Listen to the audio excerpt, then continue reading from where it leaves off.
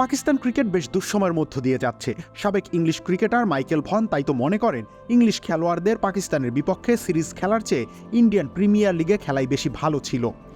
IPL के match खेलने ज़्यादा इम्पोर्टेंट है पाकिस्तान सीरीज से। বাস্তবতাকে মেনে নিয়ে পাকিস্তানের সাবেক ক্রিকেটার কামরান আকমলও ভনের সাথে একমত পোষণ করেছেন।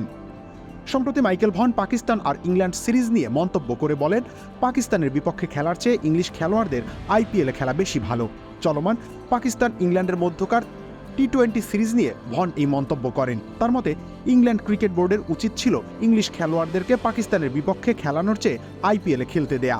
এতে করে খেলা হবে, মজা হবে আর খাবার জমবে রুচি সসে। তারা আরও ভালোভাবে টি-20 বিশ্বকাপের প্রস্তুতি নিতে পারত।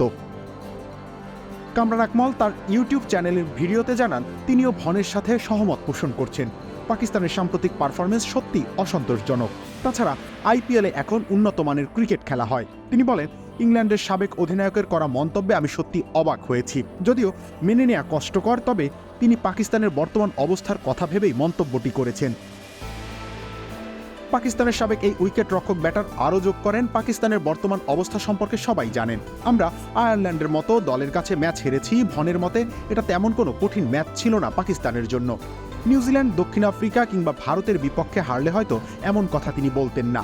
আইপিএলে 40 থেকে 50 হাজার দর্শকদের সামনে আপনাকে পারফর্ম করতে হয়, সেখানে বেশ কঠিন, সেই সাথে উন্নত মানের ক্রিকেট খেলা হয়। তবে মাইকেল ভনের এই মন্তব্যকে তিনি আসন্ন টি-20 বিশ্বকাপের জন্য উৎসাহমূলক বাণী হিসেবেই মনে করছেন। আকমলের মতে পাকিস্তান ক্রিকেট বোর্ডের চেয়ারম্যানই এমন অবস্থার জন্য দায়ী, কেননা তিনি সবকিছু এলোমেলো করে দিয়েছেন। এখন দেখার বিষয়, পাকিস্তান কি এমন ধারাতেই ক্রিকেট খেলতে থাকে নাকি এই অবস্থা থেকে উত্তরণের চেষ্টা করে। এবারে টি-20 বিশ্বকাপ শুরু হতে মাত্র কয়েকদিন বাকি। এই মেগা ইভেন্টের ক্রান্তি লগ্নে এসে পাকিস্তানের এই দুর্দশা সত্যি হতাশাজনক। পাকিস্তানের ক্রিকেট সমর্থকেরা তবুও আশায় বুক বেঁধেছেন। তাদের বিশ্বাস, এবারের বিশ্বকাপে আবারও দুরন্ত ফর্মে ফিরে আসবে পাকিস্তান। রবিউল ইসলাম রনি, খেলা ৭১।